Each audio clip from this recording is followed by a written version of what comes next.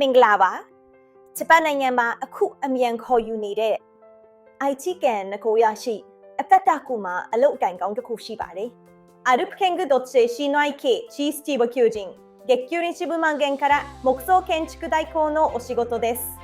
နေရအတိုင်းအရာဖြတ်လားစာတိုးနိုင်တဲ့အခွင့်အရေးလည်းရှိပါတယ်ဟန်တီမူကင်ကင်ရှာအတွင်းကိုပြီးဆုံးမူကင်ကင်ရှာဒိုချလို့အိုပေါ်ခံမှတ်မှာဖြစ်ပါတယ်လုပ်ငန်းအမျိုးအစားကကျန့်ဆက်ဖြစ်ပြီးအလုတ်ကကင်းထုကူတိုက်ကိုတပ်ပါအဆောက်အဦဆောက်လုပ်ရေးလက်သမားအလုပ်ပါလာစာကရွေးရင်2,500ရင်မှစတင်ပြီးပင်ရဲ့ကျွမ်းကျင်မှုနဲ့အတွေ့အကြုံအလိုက်လာစာတိုးနိုင်တဲ့အခွင့်အရေးလည်းရှိပါတယ်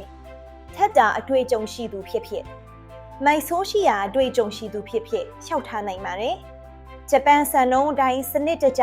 ဘေကင်းလုံခြုံတဲ့ construction site မှာတက်လက်မှုကျွမ်းကျင်မှုကိုပုံမတိုးတက်စီခြင်းသူများအတွက်အခွင့်အရေးကောင်းပါဂျပန်မှာတင့်အနာဂတ်ကိုတင့်လက်နဲ့တီးဆောက်လိုက်ပါတိုကူတီတွင်ယခုပဲလျှောက်ထားလိုက်ပါ